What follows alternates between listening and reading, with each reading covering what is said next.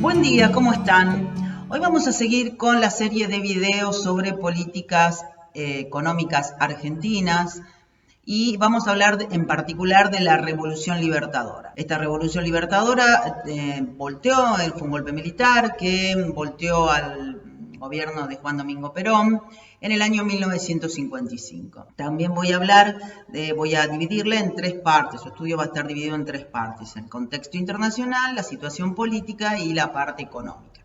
Hablemos un poco del contexto internacional.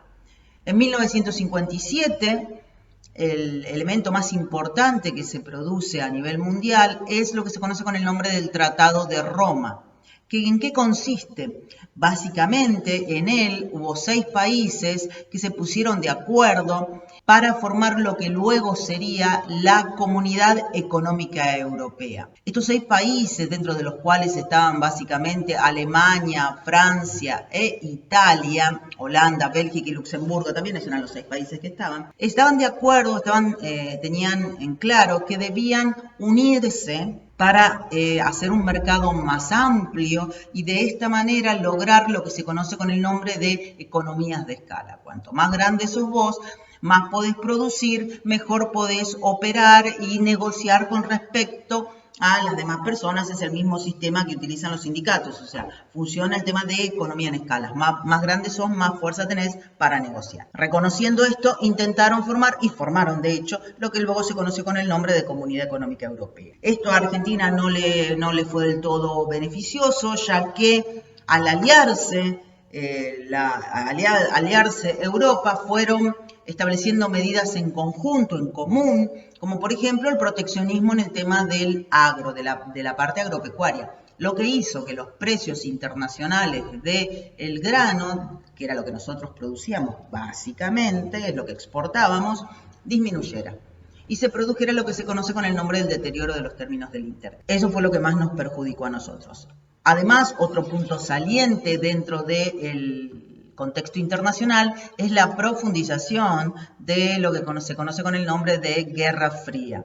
Obviamente, en ese momento, de fines de la década del 50, empezó a hacerse más evidente la lucha de poder entre la Unión de Repúblicas Socialistas Soviéticas y Estados Unidos, teniendo también sus consecuencias en Latinoamérica. Como otro elemento a tener en cuenta dentro del contexto internacional fue nuestra relación con Estados Unidos, la cual en algunos puntos mejoró, pero en otros se vio perjudicado básicamente, y voy a comentar esto nada más, en el tema de la anulación de los contratos petroleros con la Standard Oil, lo que no fue muy bien tomado por Estados Unidos. ¿Por qué anularon los contratos petroleros con la Standard Oil? Porque básicamente eran muy beneficiosos para la empresa norteamericana, demasiado beneficioso, y esto había sido muy criticado durante la última parte del gobierno peronista, que había tenido también características onerosas, favoreciendo a este sector del capital, ¿no? Dentro del PBI del capital. Hablemos un poco de la situación ahora, de la situación o la evolución política del gobierno militar de la Revolución Libertadora. Tuvo 2 presidentes. El primero duró 2 meses, fue el general Lonardi. Ellos empezaron con el golpe militar el 16 de septiembre, se asumió como presidente el día de la primavera, el 21 de septiembre del 55, pero duró 2 meses. ¿Qué característica tenía Lonardi? Era conciliador. Él trataba de aceptar al peronismo como un partido político, aunque Perón estuviera exiliado. Sin embargo, había una situación de odio muy intenso en ese momento entre los peronistas y antiperonistas, lo que hizo que el gobierno de Lonardi, el general Lonardi, durara nada más que 2 meses.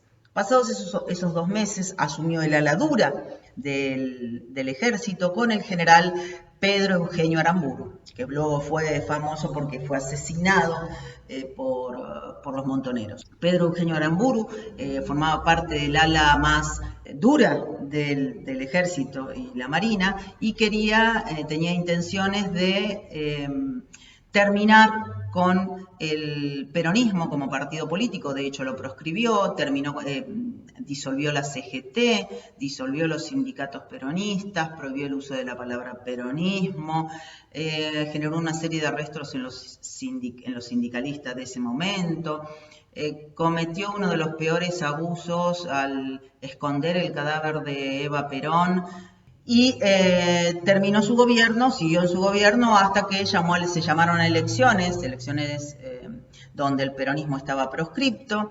En esas elecciones se presentó la Unión Cívica Radical, pero dividida en dos partidos. Por un lado, lo que era la Unión Cívica Radical Intransigente, a cargo de Arturo Frondizi, y por el otro lado, la Unión Cívica Radical del Pueblo, comandada por Ricardo Balbín, que había sido el radical que había estado preso durante el gobierno de Perón. Terminó ganando la Unión Cívica Radical Intransigente de Frondizi con el 45% de los votos y el apoyo implícito y explícito de Perón. Hablemos un poco ahora de la parte de la política económica. Las ideas que desarrolló durante estos 3 años que estuvieron en el poder los militares y la Revolución Libertadora siguen las ideas de Raúl Prebisch. Raúl Prebisch era un economista que postulaba lo siguiente. Básicamente decía que el país estaba subdesarrollado, que tenía serios problemas de desarrollo, producto de su falta de industrialización y su déficit consecuente y permanente en su balanza de pagos, la cual se iba a ampliar producto del deterioro de los términos del intercambio, cosa que de verdad sucedió porque él ya veía el acuerdo que estaban llegando en Europa y que iba a deteriorar los términos del intercambio. ¿Qué quiere decir eso? Que yo cada vez iba a necesitar más quintales de trigo para comprar un tractor de afuera. Además, sabía que teníamos muy pocas reservas y sin esas reservas, sin entradas de capitales y balanza de pagos positivas, el país no se podía desarrollar. Perfecto. En esas condiciones decidieron los ministros de Economía que estuvieron trabajando durante el gobierno militar que era necesario aumentar las exportaciones. Para eso se produjo una devaluación en el mercado cambiario, se eliminó el IAPI. Antes durante el peronismo había varios tipos de cambio. Bueno, lo primero que hizo este gobierno fue liberar el mercado de cambios, o sea, por eso se habla de que tenía características liberales el gobierno, porque liberó el tipo de cambio. Otro elemento que tuvo en cuenta, que utilizó, aparte de la devaluación para aumentar las exportaciones, fue lo que se conoció con el nombre del régimen del paralelo 42. Que establecía que por todos los productos que entrasen importados por debajo del paralelo 42 no iban a tener aranceles. Al no tener aranceles iban a ser más baratos. Eso teóricamente se hacía para fomentar la instalación de personas en la Patagonia. Eso es en cuanto a la política fiscal en general y política exterior. La política de devaluación, más una política que no pretendía reducir el gasto público de manera importante, generó que la inflación fuera sostenida y en aumento. De hecho, en el 55 el índice de inflación fue del 12% anual, después del 13% y terminó en el año 58 en el 25%. Fue en este momento donde se estableció otra teoría sobre las causas de la inflación, que es lo que se conoce con el nombre de la teoría estructural de las causas de la inflación. ¿Qué dice? Que en realidad la inflación no es de origen solamente monetario o solo por la teoría de la demanda, o solo por la teoría de los costos, sino que viene más bien por lo que se llama una puja distributiva entre los distintos factores. Es decir, vos tenés el factor trabajo, el factor capital y el factor tierra, los 3 factores fundamentales de producción. Cuando van pujando entre ellos, cuando van impulsando o quieren llegar a un mejor nivel de precios o de retribución con respecto a los otros factores, entonces esas diferencias estructurales hacen que los precios aumenten y por eso hay inflación. Esa es la teoría que se desarrolló durante este periodo, durante el cual de todas maneras tuvimos inflación y se duplicó. A fin del gobierno llegó Krieger-Bacena, que aplicó una política de ajuste, reduciendo los salarios, disminuyendo el gasto público, pero tampoco tuvo mucho éxito, ya que tampoco tenía una situación política que favoreciera la confianza en la economía, ¿no? Durante sus años, sin embargo, podemos ver en el cuadro siguiente que el PBI fue creciendo, el 7,1% en el 55, el 2,8%, muy poco, en el 56 y en el 57 un 5,1%. Pero tenemos como punto en contra que la balanza de pagos continuó siendo negativa.